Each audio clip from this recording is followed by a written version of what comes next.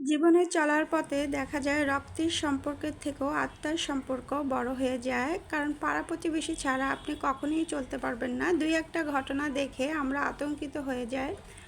আসলে আতঙ্কিত হওয়ার মতনই এমন লোমহর্ষ কাহিনী নিয়ে দুর্ঘটনাগুলো হয়, তারপরও পাড়া প্রতিবেশী ছাড়া চলা যায় না। হাদিসও আছে যে পাড়া প্রতিবেশী সব থেকে আপন, তাদের সাথে সুব্যবহার করা উচিত। তো আসলে এটা আমাদের ব্যর্থতা, যেহেতু আমরা করতে পারি না। তাই সকাল সকাল 1000 টাকার ফল নিয়ে আসলো আমার প্রতিবেশী। আসসালামু আলাইকুম এভরিওয়ান, সবাই কেমন আছেন? আলহামদুলিল্লাহ, আল্লাহর রহমতে আমরা ভালো আছি। তো আমরা যতই বলি না কেন, দুই একটা ঘটনা দেখে বিচার করা ঠিক না। আসলে কিছু মানুষের সাথে আমাদের রক্তের না আত্মার সম্পর্ক হয়ে যায়।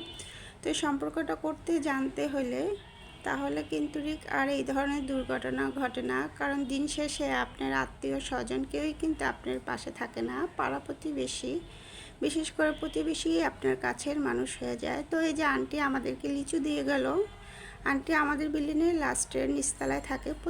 প্রতিবেশী হয়ে এই যুগে এতগুলা ফল দিয়ে যাওয়া সম্ভব শুধু একটু ভালো সম্পর্কের কারণেই কিন্তু এটা হয়। আর যেহেতু এখন ফলের সিজন শেষ, তারপরও আন্টি পুরো 1000 টাকার বেশি ফল নিয়ে আসছে, কারণ লিচু এখন সবই 1000 টাকা করে। আমেরও কিছুটা সিজন শেষ হয়ে যাচ্ছে, তো এই জন্য সব কিছুরই দাম। তারপরও দেখেন তার সাথে কেমন সম্পর্ক হলে সেই সকালবেলা আমাদের বাসায় এতগুলো ফল কিনে নিয়ে আসলো, কতটা ফ্রেশ। তো আসলে জীবনের গল্পের শেষ নাই। আন্টির সাথে আমাদের খুবই ভালো একটা সম্পর্ক, এতটাই ভালো সম্পর্ক যে আমাদের আত্মীয়র থেকেও মনে হয় পরম আত্মীয়। মনে হয় না সে আমাদের প্রতিবেশী। সে শুধু একবার না, আরও কয়েকবার আমাদেরকে আম কিনে দেওয়া হয়েছে। তো আমাদের বাসায় ভালো মন্দ কিছু রান্না করলে অবশ্যই আন্টিকে দিয়ে আমরা খাই। আন্টিও আমাদেরকে প্রচুর দেয়, আমাদের থেকে আন্টি প্রচুর বেশি দেয় আরও।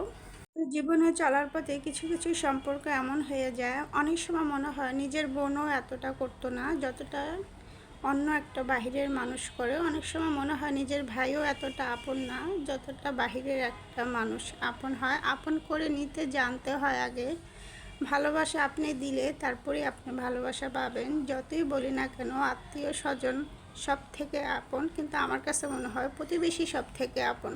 একটা বিপদে আপদে আপনার আত্মীয় স্বজন আসতে আসতে অনেক সময় লেগে যাবে। আর দেখা যায় তো অনেকে, দেখা যায় দেশে থাকে বা গ্রামে থাকে, কাছে কিন্তু কেউই থাকে না, কাছে আপনার প্রতিবেশীই থাকে। তাহলে আপনি সেই প্রতিবেশীর সাথে যদি ভালো সম্পর্ক করে তুলতে পারেন, দেখা যায় যে কোনো একটা বিপদে তাকে ডাকলেই কিন্তু আপনি সবার আগে চলে আসবে। তাই অবশ্যই প্রতিবেশীর সাথে ভালো সম্পর্ক গড়ে তোলার চেষ্টা করতে হবে সবারই।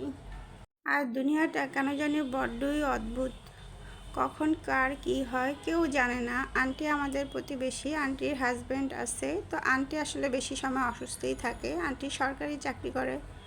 তো আন্টি যেহেতু অসুস্থ থাকে, দুই একবার স্ট্রোকও করছে, তাই সবাই ভাবছে আন্টির কখন কি হয়ে যায়। অফিসে সবসময় বলাবলি করতো যে ওনার যা সয় সম্পত্তি আছে সব কিছু যেন ওনার হাজব্যান্ডের নামে লিখে দেয়। তো এগুলো সবাই নিয়েই বলাবলি করতো। তো আসলে ভাগ্যের পরিহাস কখন কাকে কোথায় নিয়ে যায় কেউ জানে না।